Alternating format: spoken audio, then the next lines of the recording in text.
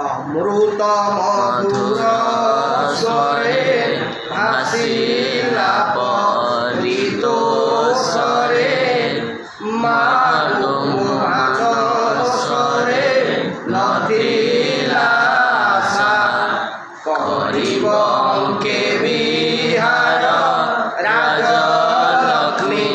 हृदहार सीता करि परिहार भोग विपाशा भाग्यवती मुते संसारे बोलिबे तो जोगु एका पर संसारे भाग्यवती मुते संसारे बोलिबे तो जोगु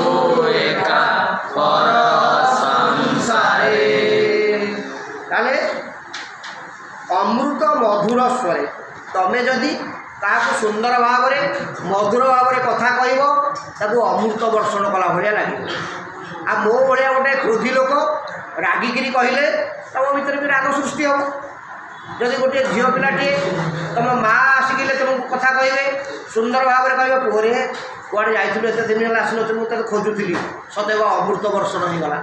तेणु अमृत मधुर स्वर को अमृत वर्षण सहित तुलना कराई।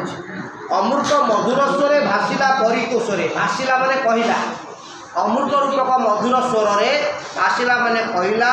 परितोषरे संतुष्ट होई तोष माने संतुष्ट संतोष परितोषरे खूब संतुष्ट होई किए कहला ना तमसा नदी क्या कहला ना सीता को कहला कहला माँ गो माँ सीता मो मनरे नथिला आशा मु आशा करी केबे कौन आशा करी ना करिब अंके विहार राजलक्ष्मी हृदहार करिब अंके विहार अंक माने कोल मो कोल आसिक बसब किए बसब ना राजलक्ष्मी हृदहार राजलक्ष्मी सीता अयोध्यार राजलक्ष्मी सीता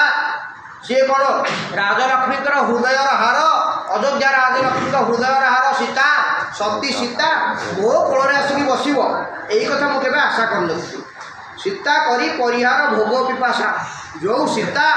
अयोध्यार राजलक्ष्मी केते भोग विलास सी अच्छा सी कहीं स्वप्न सुधा ये जंगल को आसवे ना जंगल में गोटे नदी में कहीं स्नान करेंगे यही केवे स्वप्न भागी पार ना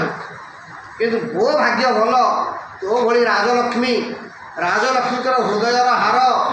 आसिक ये मो कोल बसब मो नदी में स्नान कर यही कथा मुझे आशा करी नथिली। सीता करी परिहार भोग पिपाशा भोग पिपाशा भोग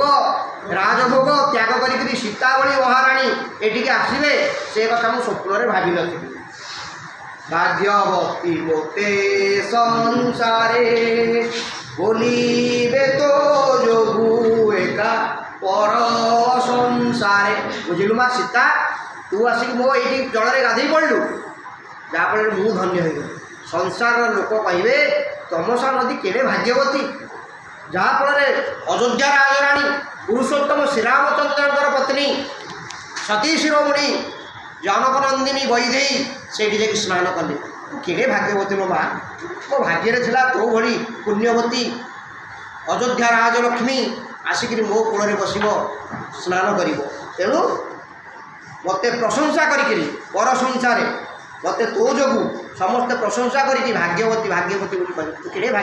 भाग्यवती समस्त मत प्रशंसा बुझीगला।